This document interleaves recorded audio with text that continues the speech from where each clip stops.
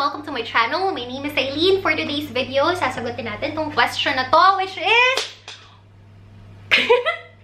yung charger ko. What if you're poor and you eat anything on the table? Almond flour costs 800 pesos. Almond milk costs 120 pesos. Frozen berries, 500 pesos. I think keto works if you're well-to-do to enjoy making keto recipes. Medyo hindi ko na-gets yung dulo, pero I understand your concern. Guys, when you do keto, when you do low carb, you don't have to buy almond flour, almond milk, frozen berries, ano pa ba yung concern niya? Yung mga yon, hindi nyo kailangan nung mga yon. Doon lang tayo sa basics. Ang basics lang ay eggs. Hindi ko alam kung magkano ang eggs sa Pinas, pero I'm sure na mas mura siya kaysa dun sa 500 or 800 pesos na almond flour. Maliban pa sa eggs, mag-add din tayo ng meat. Kung ano yung kasya sa budget na meat. Kung kaya ba ng budget mo yung chicken, yung pork, yung beef. Kung hindi kaya ng budget, dun tayo sa seafood. Pero alam ko medyo mahal yung seafood, kaya dun tayo sa fish, kahit na anong klase ng fish. Pagdating sa vegetables, ang alam ko mahal yung mga salad sa Pinas, pero enough na yung okra, yung talong, o kaya yung mga talbos. Kung afford nyo na kumain ng rice at saka ulam, ibig sabihin, afford nyo mag-keto, afford nyo mag-low carb.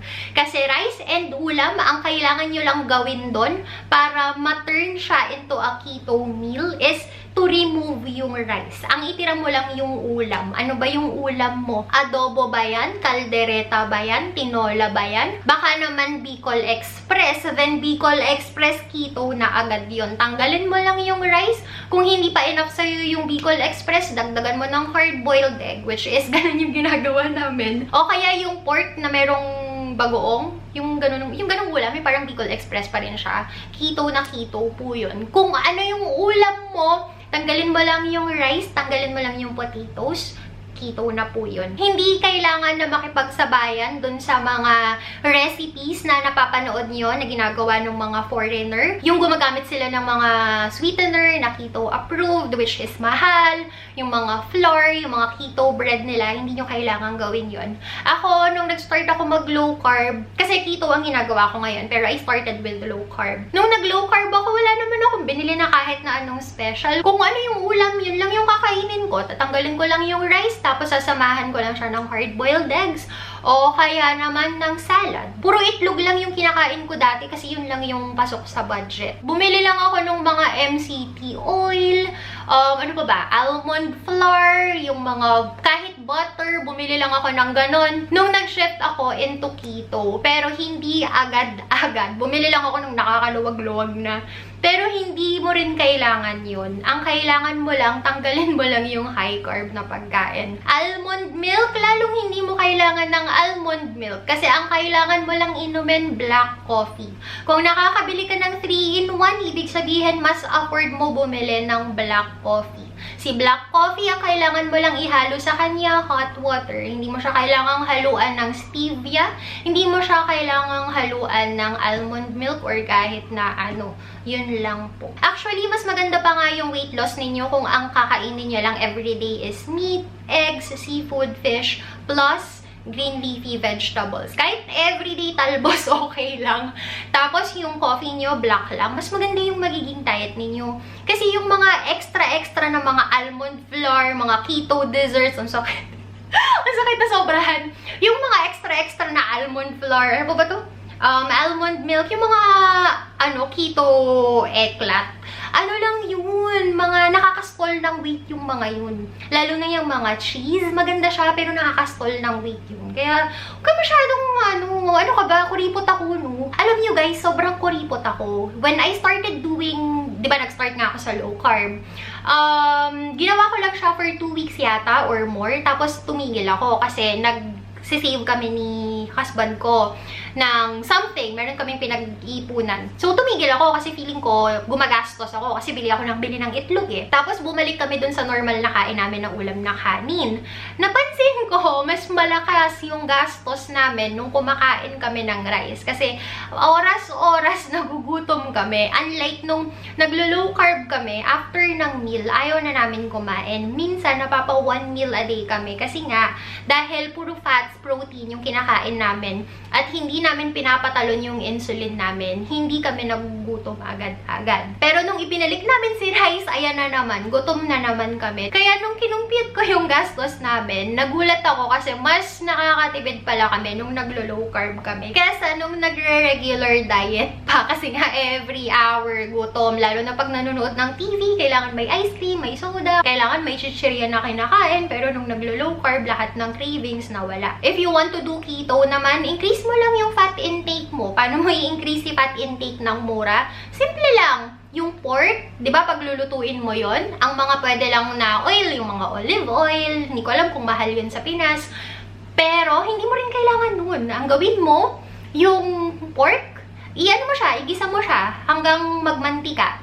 Yung mantika na yon, ilagay mo sa lagayan, sa container, yun yung gamitin mo na mantika. Kapag mag-scrambled eggs ka, kapag magluluto ka ng kahit na anong klase na kailangan ng prito, yung mantika na produce nung pork, yun yung gamitin mo. Ang kailangan mo lang bilhin is either Himalayan salt or sea salt. Kasi no po tayo sa iodized salt. Hindi po maganda yun sa katawan. At saka yung mga other types ng salt. Yun lang yung investment na kailangan mong gawin. Ang pagbili ng asin. Yung mga keto drinks, yung mga G-active, hindi mo kailangan uminom nun. Increase mo lang yung sodium intake. Increase mo lang yung green leafy vegetables para ma-increase din yung intake mo ng gulay. Okay na yun. Kahit everyday ang kakainin mo is yung omelette na okra. Alam nyo yun, guys. Isa-scramble mo lang siya, tapos ihalo mo dun yung okra. Tapos ipiprito mo siya gamit yung pinagprituhan mo nung pork, yung mantika nun. Dun mo siya ipiprito para ma-increase yung fats. So, meron ka ng fats, meron ka ng protein, meron ka ng gulay-gulay. Enough na yun. Keto na yun. Low carb na yun. Tapos, inom ka ng black coffee or ng tea or ng tubig. Ladies and gentlemen, yun po si keto, yun po si low carb. Ang kagandahan pa nun, kung puro ganun lang yung kakainin mo, hindi mo na kailangang mag-calorie count. Kasi for sure, yung calories nun sobrang baba lang. Also, hindi mo na rin kailangan mag-count ng carbohydrates. Kasi sobrang baba lang rin nung carbohydrates na meron yung mga pagkain na yun. Kailangan mo lang magbilang ng carbs kapag kumakain ka ng mga keto treats, ng mga butter, yung mga keto-approved na sweetener. Kasi yun, medyo matataas yung net carbs nun. By the way, fruits, di ba ang fruits na allowed for keto is lemon, strawberries, kahit na anong berries, hindi mo rin kailangan mag-consume nun. Actually, kapag nagsa-start ka pa lang sa keto or low carb, hindi advisable yung pagkain ng kahit na anong fruits. Tapos, kapag nagsusstall yung weight mo, pinaka-advisable is i-eliminate mo yung pagkain ng fruits. Kasi nga nakaka-stall pa rin yun kahit na keto-approved siya.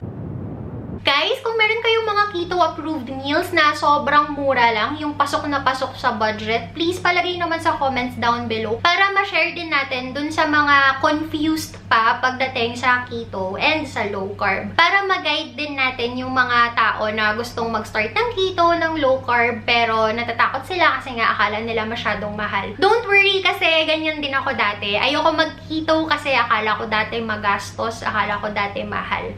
Nalaman ko si keto mga 3-4 years ago pa. Pero hindi ko siya tinuloy kasi akala ko nga mahal. Kasi nga, pinapanood ko yung mga recipes ng mga foreigner. Kaya dun sa mga nagkikito na, dun sa mga master na yung mga recipe, yung mga meal prepping, tulungan nyo naman ako na i-guide yung mga gustong mag-start pero natatakot pa rin. Tandaan ninyo guys, yung mga questions nila, ganun din tayo noon. Yung mga doubts nila, naisip din natin yun. Kaya ngayon na naintindihan na natin siya, i-share din natin yung knowledge natin sa iba. Dun sa mga magko-comment, dun sa mga mag-share ng recipes, maraming salamat. Dun sa mga nanood ng videos ko, maraming salamat din po. For any questions, comment lang kayo down below. Thank you so much for watching and have a good day. Bye! 6 hours na ako nagfi-film ng video. Minamalat na ako at tignan nyo sa labas. Gabi na!